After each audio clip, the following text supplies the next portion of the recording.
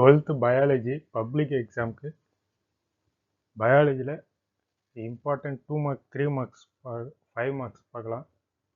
இதில் ஏற்கனவே பாட்னி பார்த்தாச்சு, இப்போ ஜுவாலஜி பார்க்கலாம்.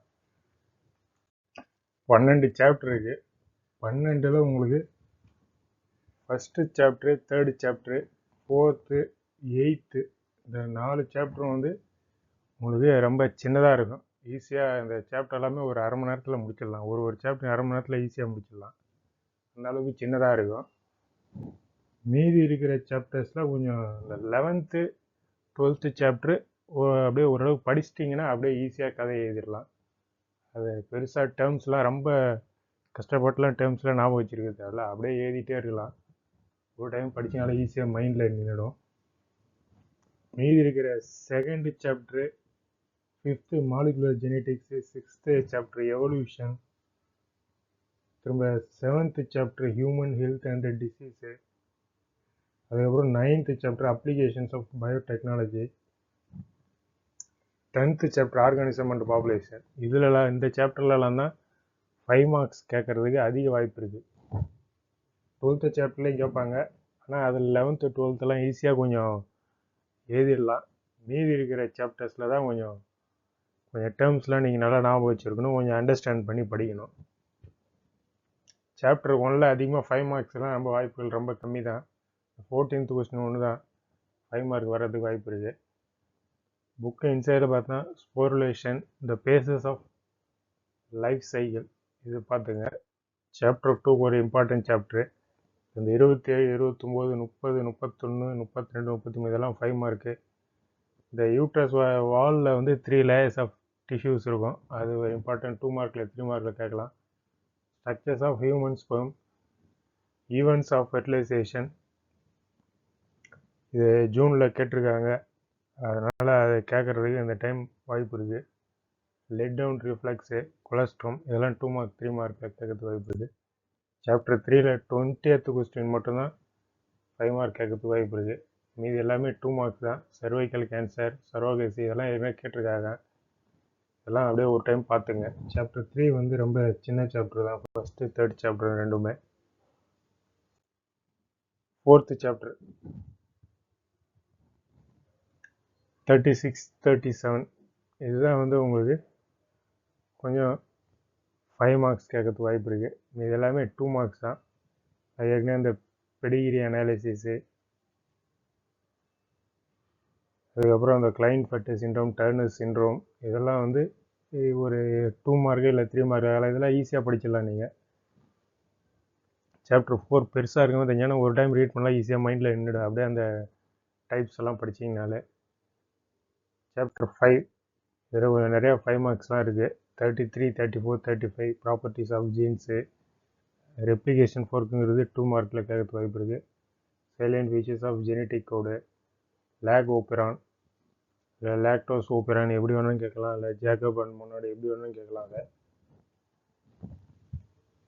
எப்படி கேட்டாலும் நீங்கள் வந்து அந்த சாப்டர் 5ல் இருக்கிற இல்லை லேக் ஓப்பரானை நீங்கள் ஆன்சர் பண்ணிக்கலாம். Salient features of human genome project, இந்த சாப்டர் 5ல் தான் அதிகமாக 5 மார்க்ஸ் கேட்டிருக்காங்க. ஒரு 5 மார்க் வந்து இந்த ஃபஸ்ட்டு 5 சாப்டரில் படிச்சிங்கன்னா எப்படியாவது ஒரு 5 மார்க் கண்டிப்பாக ஆன்சர் பண்ணிடலாம்.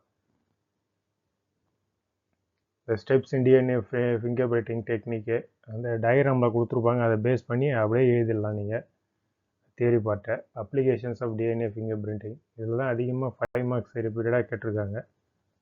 சாப்டர் 2 அண்டு சாப்டர் 5ல் தான்.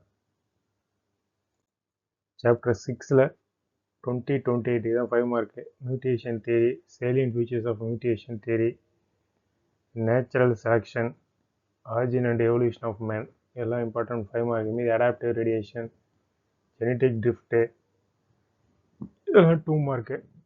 புக் இன்சைடில் இதெல்லாம் பார்த்துங்க. சாப்டர் 7ல் இதுலேயும் அதிகமாக 5 மார்க்ஸ் ரிப்பீட்டடாக கேட்டிருக்காங்க. சாப்டர் 7ல் 19, 20, 23 இதில் வந்து ஸ்ட்ரக்சர் ஆஃப் ஹெச்ஐவி நிறைய டைம் கேட்டிருக்காங்க. அதேமாதிரி difference between normal cell and cancerous cell, லாஸ்ட்டில் இருக்கும் அந்த prevention and control methods, next difference உங்களுக்கு ஜென்ரலாகவே பயாலஜியில் எங்கெங்கெல்லாம் இந்த டிஃப்ரென்ஸ் போட்டு ஒரு டேப்லெட் காலம் கொடுத்துருக்காங்களோ அந்த கொஸ்டின்ஸ் எல்லாத்தையும் படிச்சுங்க. எப்படியும் ஒரு டிஃப்ரென்ஸாவது கேட்பாங்க மினிமம் 3 மார்க்கில். சாப்டர் 8 இல்லை அதிகமாக 5 மார்க்ஸ் கேட்டது கிடையாது, எல்லாமே 2 மார்க் 3 மார்க்ஸ் தான். புக்கிங் சைடில் microbes and production of biogas, microorganisms involve in bioremediation. Chapter 9ல் 24, 25, 28 இதெல்லாம் 5 மார்க்கு. இன்டர்ஃபெரான், இந்த எலைசா, பிசிஆர், அப்ளிகேஷன் பிசிஆர்ஸ் இதெல்லாம் வந்து 5 மார்க்கு கேட்கறதுக்கு வாய்ப்பு இருக்குது. சாப்டர் 10 இதுலேயும் 5 மார்க்ஸ் நிறைய பீரியடாக கேட்டிருக்காங்க. 24, 25, 26, 27, 29, 31 எல்லாம் important 5 marks. Adaptations of aquatic animals, இந்த மோர்டாலிட்டி, இமிக்ரேஷன் இதெல்லாம் வந்து 2 மார்க்கு இல்லை 3 மார்க்கில் கேட்கறதுக்கு வாய்ப்பு இருக்குது. புக்கு இன்சைட்லேருந்து கேட்கணுன்னா. சாப்டர் 11ல் 16, 24, 25 தான் 5 மார்க்கு. ஐயூசி என்னன்னா இதில் வந்து அந்த ரிப்பீட்டடாக 2 மார்க் 3 மார்க்ஸ் இந்த சாப்டர்லேருந்து நிறையா கேட்டுக்கிட்டே இருப்பாங்க. அதனால் இதில் கொஞ்சம் பார்த்துங்க.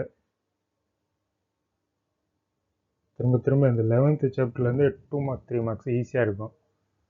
சாப்டர் 12ல் 12, 13, 18, 22 புக் பேக்கில் இருக்கிற இம்பார்ட்டண்ட்டு 5 மார்க்கு. அதுமாதிரி சாப்டர் 12லையும் நிறையா 5 மார்க்ஸ் ரிப்பீட்டாக கேட்டே இருப்பாங்க. Effects of air pollution, water pollution and organism prevention, waste water treatment, இந்த வேஸ்டஸ் எல்லாமே பொல்யூஷன் இதெல்லாமே ஈஸியாக ஒரு டைம் படிச்சிங்கனாலே எழுதிடலாம். சாப்டரில் நிறையா கொஸ்டின்ஸ் இருக்கிற மாதிரி தெரியும். 2 மார்க் 3 மார்க்ஸ் 5 மார்க்ஸ் எது வந்தாலும் இந்த சாப்டரில் ஆன்சர் பண்ணுற மாதிரி போங்க. லாஸ்ட்டு 3 சாப்டர் 10, 11, 12 ஃபஸ்ட்டில் ஒரு 5 சாப்டராவது படிச்சிருக்கணும். இல்லை நீங்கள் எந்த சாப்டர் உங்களுக்கு சப்போஸ் 6வது சாப்டர் உங்களுக்கு ஏற்கனவே நல்லா படிச்சிருந்தீங்கன்னா, ஏன்னா உங்களுக்கு வந்து ஃபஸ்ட் குவார்ட்டர்லிக்குள்ளாரே நீங்கள் வந்து அதிக சாப்டர் முடிச்சுட்ருப்பீங்க, 7 சாப்டராவது முடிச்சிருப்பீங்க. அதனால் அந்த சாப்டர்ஸ் நல்லா படிச்சிருந்தீங்கன்னா அந்த ஃபஸ்ட்டு 7, 8 சாப்டர் வரைக்கும் கூட நல்லா பார்த்துங்க. லாஸ்ட்டில் ஒரு 2 சாப்டர் கூட பார்த்துங்க. லாஸ்ட் 2 சாப்டர் ஈஸியாக எழுதிடலாம்.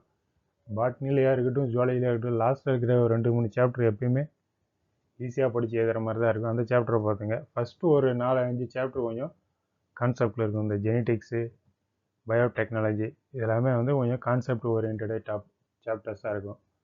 லாஸ்ட்டில் கொடுத்துருக்கிற ஒரு 2-3 சாப்டர் எப்பயுமே தியரியை அப்படியே எழுதுகிற மாதிரி இருக்கும். ஒரு டைம் பார்த்தாலே அதில் பெருசாக டேர்ம்ஸ் எல்லாம் ஞாபகம் வச்சுருக்க போகிறதில்ல, பெரிய கான்செப்ட்லாம் இருக்காது. உங்களுக்கு ஃபஸ்ட்லேயே நல்லா குவார்ட்டர்லி வரைக்கும் நல்லா படிச்சிருந்தீங்கன்னா, ஜூன்லேருந்தே நல்லா படிச்சுட்டு இருந்தீங்கன்னா அந்த ஃபஸ்ட்டில் இருக்கிற சாப்டர்ஸை நல்லா பார்த்துங்க. அந்த ஜுவாலஜியை பொறுத்த வரைக்கும் என்ன சொன்ன மாதிரி அந்த 2nd chapter, 5th, 10th, 11th, 12th இந்த சாப்டர்ஸில் அதிகமாக 5 மார்க்ஸு நல்லா பார்த்துங்க.